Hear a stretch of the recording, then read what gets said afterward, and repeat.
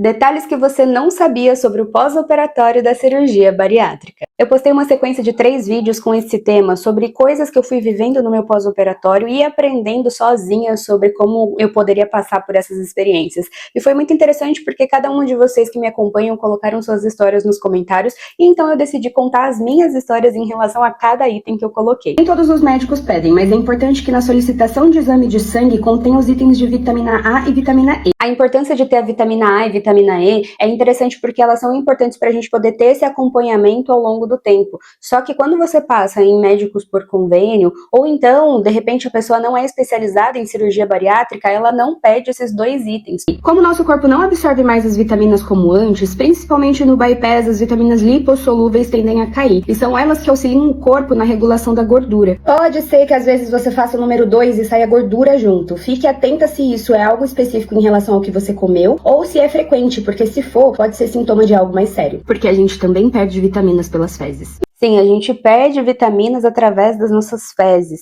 E quando tem gordura presente, pode ser sinal de SIBO ou IPE. São 2 coisas que você pode ficar na neura se você ficar estudando a respeito. Mas tenta pensar que não é normal ter certos tipos de sintomas com frequência. Então, se isso realmente estiver acontecendo, você precisa procurar a ajuda do teu médico. Mas eu também não sou a favor da gente ficar pesquisando tudo o tempo todo, achando que em cada momento a gente tá com um sintoma diferente e que precisa ficar observando, sabe? Como se a gente estivesse sempre com medo de algo acontecer. Porque isso não é sustentável para o nosso emocional. E também não é por isso que a gente fez a cirurgia bariátrica, para viver sob estresse. No multivitamínico, esteja atenta se a dose de vitamina A é maior que 2.000 mcg. Ainda que essa dosagem é a mínima de manutenção e pode ser que você precise suplementar ainda mais. Pois é, eu descobri que o meu foco estava tão direcionado para vitamina B12, vitamina D e ferro, ferritina, enfim, que eu esqueci completamente da vitamina A. Eu só fui perceber porque ela começa a dar algumas alterações na visão, principalmente à noite. O que nos leva ao fato de que o bariátrico não tem que tomar somente o multivitamínico. Existem outras doses de manutenção que precisam ser feitas, por exemplo, o cálcio. A dose de manutenção é quando a gente toma um pouquinho por dia, já a dose de ataque é quando a gente toma por injeção. Ninguém me contou que eu tinha que fazer reposição extra ao multivitamínico, porque eu pensava assim, é tão completo, tem tanta coisa dentro dessas cápsulas que não vai ser necessário eu ficar fazendo alguma reposição extra. Mas aí eu fui estudar a respeito e eu vi que no Brasil a gente tem a Anvisa, que regulamenta todas as medicações e suplementos que existem no mercado, e que eles colocam um limite para cada dosagem. E esse limite faz com que não seja às vezes suficiente a suplementação que a gente está fazendo como dose de manutenção. Você precisa tomar whey e creatina todos os dias, inclusive nos finais de semana que você não treina. Pois é, eu achava que a creatina a gente tinha que tomar somente quando ia treinar. E aí eu passei a tomar todos os dias. Só que aí depois eu descobri que se você toma todos os dias por um longo período, você precisa fazer uma pausa vez ou outra para que o seu corpo não se torne resistente àquela substância e volte a fazer o efeito. Então a cada 6 meses, mais ou menos, eu tenho feito a pausa de pelo menos 1 mês. O whey porque a gente não consegue consumir e absorver o suficiente de proteína nas nossas refeições. E a creatina porque ela só vai ter efeito se o uso for contínuo. Isso sim, eu não abri mão de tomar todos os dias. Às vezes eu realmente não tô afim, só que aí eu lembro que o meu corpo não vai absorver a quantidade que eu preciso através da alimentação. Claro, se eu conseguir ingerir quantidades maiores nas refeições, não necessariamente eu preciso ficar tão preocupada com a ingestão do whey. Só que se é um facilitador, por que não usar? E eu tive que ter muita paciência para conseguir me adaptar aos sabores de whey, porque foi muito difícil encontrar primeiro uma marca que desse certo e depois entender quais sabores eram mais agradáveis para o meu paladar. A questão é que eu não desisti de realmente suplementar, porque senão eu deixava a minha cabeça ganhar nos pensamentos. Ah, você não precisa fazer isso, porque só você come mais durante as refeições. Só que aí quando eu não aguentava, acabava que eu comia menos proteína e tinha episódios de compulsão depois. O exame de densitometria óssea é 1000 vezes melhor que a bioimpedância na avaliação da composição corporal, que é a avaliação da porcentagem de gordura, massa magra, e na densitometria óssea a gente consegue avaliar a saúde dos nossos ossos, que é importantíssimo para o bariátrico, mas libera radiação e nem todos os convênios cobrem, porque é um exame caro, por isso que é feito com um intervalo maior. Sim, a densitometria ela é super completa e é necessário sim que a gente faça pelo menos uma vez por ano. E sendo bem sincera, eu gosto sim de fazer a bioimpedância para ter um acompanhamento, mas isso hoje em dia com um intervalo muito maior, porque acho que me incomoda muito ficar bitolada em números. Eu preciso continuar com os meus hábitos, mantendo aquele comportamento que sustenta a rotina do pós-operatório, e eu não preciso ser guiada através de números, porque hoje o meu objetivo não é mais perder peso, o meu objetivo não é mais ganhar tanta massa magra, o meu objetivo é manter o que eu consegui. E esse manter é sustentado pelos meus hábitos. Então, se eu ficar cronometrando tudo, monitorando cada número, seja da balança, seja de caloria, seja de qualquer coisa, só vai gerar pressão psicológica para mim. Então, para que eu vou fazer isso? E eu preciso deixar claro, por mais que seja quase que óbvio, que cada caso é um caso. Cada pessoa tem uma relação com o seu corpo diferente, tem um contexto e uma história de vida diferente. Esse é o meu caso. Quando a gente faz exame de sangue, aquele valor de referência do laboratório não vale pra gente. Pois é, as referências do laboratório não vão se encaixar com o que a gente precisa, e isso faz com que a gente tenha um pouquinho mais de atenção em pesquisar quais são as especificidades para o caso de cirurgia bariátrica. Porque às vezes está rolando um desânimo, um sono inexplicável, é vitamina baixa, e a gente não sabe porque a gente acredita que está tudo bem. Eu sei que isso também gera neura, porque quando a gente acha que tá tudo bem e não tá, gera pensamentos automáticos de catástrofe. Mas com o tempo você vai aprendendo que se você fizer o acompanhamento contínuo em relação aos exames e às consultas, vai ficando tudo bem. Até os 2 anos de bariátrica, o medo de não chegar no peso que você quer sustenta uma rotina que você nem sabia se daria conta. Mas depois o gás vai acabando e torna um pouquinho mais desafiador você fazer as mesmas coisas todos os dias. Mas isso não quer dizer que você não faça, é só que enche o saco de vez em quando. E é aí que você aprende que adultos não fazem somente o que querem, mas também o que precisam. Pois é, a gente vai sentindo aquele gás que a gente tinha com o processo acabando. E aí vai vindo um medo do reganho de peso que não dá pra explicar.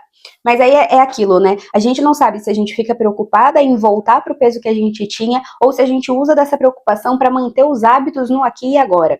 E uma coisa que é constante, que eu preciso fazer, é falar para minha própria cabeça que se acontecer e quando acontecer, aí eu vejo como eu vou fazer para lidar com isso. Mas que no momento, a realidade atual é outra. Então eu preciso direcionar a minha energia física, psíquica, emocional para o processo de agora. Porque para quem sofre de compulsão alimentar, a tendência é que fique ou somando tudo que já foi comido anteriormente e projetando que aquilo pode ser continuado no futuro, ou então fica com aquela coisa de que, já que eu comi isso, eu vou comer mais aquilo e amanhã eu volto. A questão é que a gente olha para o nosso comportamento e veja o que pode ser mudado, principalmente quando a gente não está em desregulação emocional, porque é onde a gente vai encontrar o equilíbrio que a gente precisa para fazer todas as mudanças serem sustentáveis. Porque para pensar, se de 7 dias da semana, finais de semana eu tendo a dar uma descompensada, é entender o que faz eu descompensar nesse final de semana e reduzir os danos de todas as refeições que são feitas. Então, se final de sábado e domingo eu faço uma média de 5 a 6 refeições por dia,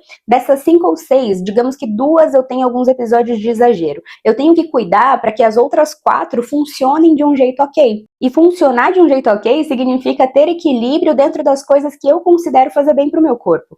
Não necessariamente seguir uma dieta restritiva, porque eu posso sim ser rígida comigo mesma em relação ao processo, até por conta de objetivos, mas ao mesmo tempo eu preciso lembrar que eu sou um ser humano que tem sentimentos, vontades, desejos e até oscilação hormonal. Em fases de TPM é praticamente impossível eu conseguir seguir uma coisa que eu planejo e deixo estruturado e que funciona em outros dias. Eu preciso lembrar que o meu ciclo hormonal ele é variável por eu ser mulher e isso vai impactar diretamente na forma como eu me relaciono com o meu processo.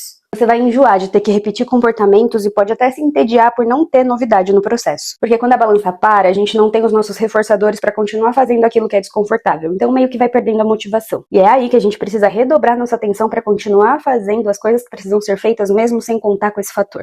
Sinceramente, eu acho que isso é o que mais me pega, porque quando você tá ali até os 2 anos, as coisas vão acontecendo. Eu digo que até 1 ano e meio, mais ou menos, a coisa vai acontecendo e você vai emagrecendo. Toda vez que você sobe na balança, você perdeu um pouco mais de peso, você ainda tem que ter aquela atenção para sua rotina funcionar. Não que depois de 2 anos não tenha, mas é aquilo de que sempre vai ter uma novidade. Você vai descobrir que você saiu do G pro M, depois do M pro P. Às vezes você chega até no PP e muitas emoções são envolvidas nesse processo.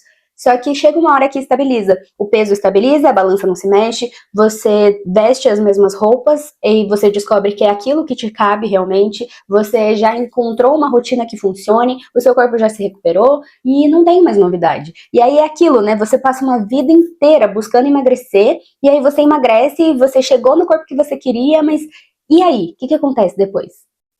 É manter. E esse manter, às vezes, requer um pouquinho mais de paciência. A gente tem que ter paciência para chegar onde a gente quer e paciência para manter aquilo funcionando. Quando você emagrecer tudo que era preciso, vai ver que muita coisa melhora, mas os desafios da vida continuam existindo. E aí você vai lembrar daquela sua versão do passado que acreditava que perder peso ia resolver todos os seus problemas. Descobrir que os boletos continuam existindo mesmo quando você emagrece é uma certa frustração.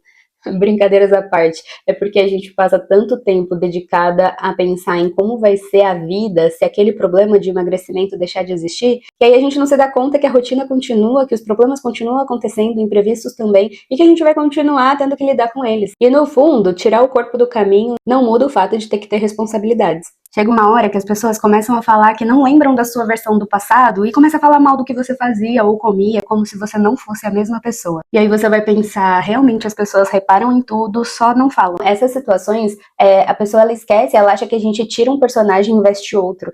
E você vai começando a ficar chocada em relação ao que as pessoas pensavam e falavam sobre você. O que eu mais escuto é, nossa, mas eu nem lembrava que você era assim. Ah, mas você não precisava de bariátrica. Ah, mas parecia que você não era acima do peso. E aí a pessoa vê meu antes e depois e é como se eu precisasse quase que justificar que eu precisava emagrecer, que eu precisava cuidar da minha saúde, que eu tivesse que falar que eu estava em obesidade grau 2 e que se eu deixasse aquilo continuar, eu pioraria muito a minha saúde. E aí é onde a gente vê que quando a gente está no auge da obesidade, claro que a gente não pode generalizar, mas muito do que a gente faz, pensa ou até sente é baseado no que o outro nos mostra como um retorno. E acaba sendo um tipo de invasão, saber que esse outro ultrapassa os limites em relação ao nosso corpo. E não que a gente não faça isso dentro da nossa cabeça também. Só que é mais difícil quando a gente é o protagonista da história, porque aí envolve sentimento. Quando você alcançar o que deseja em relação ao seu corpo, você vai arrumar outra insatisfação para se preocupar. Porque foi assim que você funcionou por muito tempo. Então é como se precisasse buscar por uma falta que nem você sabe que existe. Eu achava que isso não ia acontecer, mas depois de um tempo, eu fiquei repetindo pra mim que talvez fosse ruim trocar o excesso de pele, por exemplo, por uma cicatriz, porque eu tenho problema de queloide. E eu falei, não, tá tranquilo, eu emagreci, fiquei sim com excesso de pele, mas o máximo que eu pude fazer em relação à construção de massa magra, definir o meu corpo nas partes que eu realmente nem imaginava que tinham músculos, eu fiz. Mas depois de você passar muito tempo acompanhando os processos de outras pessoas tão de perto através das redes sociais, você começa a encontrar outros tipos de, sei lá, insatisfações. Eu comecei a cogitar fazer abdominoplastia, eu comecei a estudar sobre a questão do silicone, vi que eu não quero colocar prótese por conta de N problemas, enfim, que eu faria uma lipoenxertia, e eu começo a me questionar, eu tô fazendo isso por mim ou porque eu tô me comparando com o processo de outras pessoas? É porque eu realmente quero fazer isso ou é porque todo mundo que faz a cirurgia bariátrica acaba passando pelas cirurgias reparadoras?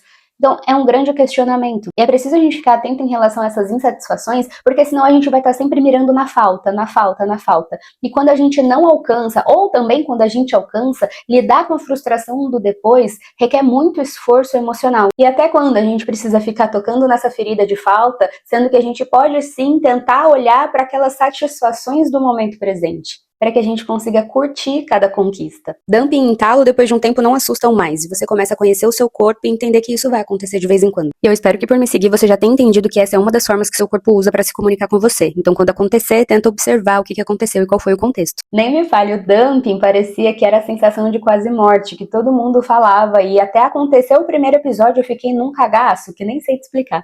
Mas depois de um tempo que aquilo vai acontecendo, você vai entendendo o que acontece com várias pessoas, você conhece o seu corpo, você percebe que ele te manda sinais em relação ao que aconteceu naquele contexto. Quando eu falo ali sobre você identificar essa comunicação que o seu corpo tenta fazer com você, é de você reparar no contexto. É sempre com o mesmo alimento, é quando eu deixo de comer uma proteína antes, ou então é quando eu como algo de barriga vazia e aquilo me faz mal depois de um tempo. Qual é o período, o intervalo de tempo entre a refeição e o episódio do que está acontecendo, seja dumping, seja entalo, seja hipoglicemia reativa? É a gente conhecer o nosso corpo. Eu acho que eu precisei, assim, passar por um período, eu acho que entre, sei lá, os 6 meses de pós-operatório e até 1 ano e 2, mais ou menos, eu tinha dumping quase todos os dias. E aquilo estava me deixando mal, porque é como se meu corpo tentasse falar A e eu estivesse entendendo Z. E é um desafio muito grande você imaginar o teu corpo falando contigo. Então exige uma certa curiosidade, uma disposição de você entender o que está acontecendo, observar e analisar o que pode e o que não pode ser feito em relação a isso. E aí que entra o fator de que se a gente não cuida da nossa cabeça, não presta atenção na nossa saúde emocional, o processo não tem como ser sustentável a longo prazo. Porque se a gente só focar no peso, isso não vai significar nada no futuro. Porque não é só sobre engordar, é também sobre envelhecer. E acredite, tem muita gente com medo da velhice. Você vai passar por uma fase que vai querer comprar todas as roupas que você achar bonita, principalmente se tiver em promoção. Mas depois você vai ver que não precisa disso, porque você vai encontrar roupas que te sirvam. E talvez até ache estranho entrar na loja de roupa e sair sem nenhuma sacola. E nessa hora é até engraçado que você percebe que a terapia tá funcionando. Nossa, parecia que eu tava assim, ó, num paraíso, porque tudo que eu pegava, além de custar um pouco mais barato, até ter mais promoções, aquilo me servia e ficava bom. E aí você fala, caraca, serviu! E não é aquela frustração de dentro do provador, sabe, que a calça nem passa pela coxa. Então, você começa a ter contato com emoções que você nem acreditava que eram possíveis na vida adulta. Porque quando a gente se torna adulto, a gente acha que já conhece tudo, de emoção, de sentimento, de pensamento, mas não. Existem situações que vão te provando que você não sabe nem da metade do que ainda tem pra sentir. Mas depois de um tempo, como tudo que vai acontecendo, deixa de ser uma novidade. Então sim, tem peças e peças que você olha e fala, nossa, ficaria muito bem aqui, nessa situação, eu usaria nessa ocasião e tal. Mas aí você percebe que aquela roupa ela vai estar lá quando você for naquela loja de novo. Então não tem necessidade de você ficar gastando seu dinheiro, porque depois você pode ver uma outra peça que é mais bonita e que você com certeza usaria e acabou gastando seu dinheiro com aquela outra peça que, enfim, só estava levando porque estava servindo. Mas como eu falei no vídeo, isso requer um processo terapêutico por trás, porque senão acontece muito das pessoas deslocarem um vício para outro. Pessoas que tinham compulsão por comida passarem a ter compulsão por compras, ou então por sexo, pornografia, bebida alcoólica. E esse deslocamento de vício vai sustentando um sofrimento que muitas vezes a pessoa nem se dá conta de que aquilo nem precisaria existir. É sempre a busca pelo prazer imediato e a fuga de lidar com as feridas emocionais. E ainda falando sobre roupa, pode ser que role uma confusão sobre qual tamanho usar, porque o tamanho menor ele serve, mas às vezes a cabeça não aceita que dá pra usar o tamanho pequeno. Ou o prazer de usar números menores vai ser tão grande que você vai querer usar mais roupas coladas ou curtas. E essa é a hora que você começa a conhecer sentimentos diferentes de não precisar mais se esconder dentro de uma roupa. Ou de não só ter que usar aquilo que te serve, mas sim aquilo que você escolhe. Essa blusa mesmo, ela é tamanho M, e quando eu fui comprar, tinha assim o PP, o P e o M. Eu vesti o PP e eu falei assim, ficou bom, mas eu acho que eu queria ela um pouquinho mais larguinha. E aí eu coloquei o P, e ainda ficou justa nos seios, e eu não queria aquilo. E eu ficava naquela confusão, e eu pensava assim, será que é porque eu emagreci que eu obrigatoriamente preciso usar um tamanho P ou PP? E se eu usar um M? Se eu quiser usar o M, eu posso usar. E essa conversa acaba acontecendo dentro da loja de roupa, dentro do provador, e você fica assim, e agora? Será que eu posso mesmo? E isso quando eu realmente gostei da peça de roupa, porque como eu falei anteriormente, às vezes eu nem quero mais comprar porque eu considero supérfluo. Mas quando eu decido fazer essa compra, ainda tem alguns checks que a gente começa a dar aí na cabeça de será que realmente combina com o que eu quero transmitir? Será que esse é o meu novo estilo? Porque eu não gostava de peças claras, por exemplo, por acreditar que elas engordavam. Então quebrar essas crenças e objeções também é um processo muito interessante. Ah, o estilo também muda. E tem um período que você não sabe o que realmente te representa ou qual imagem você quer passar através do que você veste. Porque a confusão também está em reconhecer quem se é, ou melhor, quem tem se tornado. Então eu passei pela fase de querer usar mais roupas coladas, ou então cropped, ou então shorts mais curtos. Isso varia muito também de acordo com o clima que tá lá fora. Mas é interessante que o nosso estilo, ele não só muda uma vez. Nem nosso estilo, nem nossos comportamentos. Ele não muda uma vez só e fica assim pra sempre. Ele vai mudando ao longo do processo. Então agora eu tô com uma tendência de querer usar roupas mais neutras, mais claras, não necessariamente justas, e combinar coisas que antes eu talvez não gostasse. Acho que o mais interessante tem sido ver que eu tô gostando de me ver assim, e não é necessariamente para passar uma imagem para o outro pensar algo sobre mim. Se não tratar o que já afetava o emocional antes da cirurgia, quando você faz a bariátrica piora. Muito disso se dá pelo fato de tirar do caminho algo que gerava preocupação constante, por exemplo, o peso, a caloria, a autoestima. E mesmo que tenham mais preocupações em relação às coisas do pós-operatório, passa a existir espaço mental para outras coisas começarem a surgir. E então as muletas que eram utilizadas para sustentar os problemas deixam de existir e a gente precisa entrar em contato com aquilo que dói. Então, né, tudo que a gente reprime cresce dentro da gente. Não só o sentimento já inicial, mas também começam a agregar outros sentimentos. Então, por exemplo, se eu tenho um tipo de expectativa e não lido com a frustração que de repente eu possa ter em relação ao que foi feito, eu vou acrescentando medo, eu vou acrescentando raiva, e esses sentimentos somados começam a me fazer mal. E como eu falei lá no início do vídeo, quando a gente está tão focada em emagrecer e achar que a vida é linda depois daquele processo, a gente começa a ver que tirando isso do caminho, você precisa lidar com outras questões emocionais. Freud até falava que só chega à nossa consciência aquilo que a gente tem maturidade para lidar. E quando a gente está tão focado num processo quase que obsessivamente de mudar quem a gente gente percebe que algumas coisas não podiam chegar à nossa consciência porque a gente não estava preparada para lidar com elas. Então começam a surgir questões aí dentro de você que vão muito além de corpo, emagrecimento, alimentação. E é muito interessante quando você se dispõe a esse autoconhecimento, porque o corpo que você tem agora, ele vai existir por um certo tempo e ele vai se modificando conforme a gente vai envelhecendo. E o que sobra quando a juventude vai embora? Com certeza você deve ter passado por alguma dessas coisas que eu citei aqui e eu quero saber de você se tem alguma história em relação a qualquer um desses assuntos que você gostaria de compartilhar. Deixe aqui nos comentários para eu saber e aproveita e se inscreve no meu canal para que eu consiga postar mais vezes por aqui.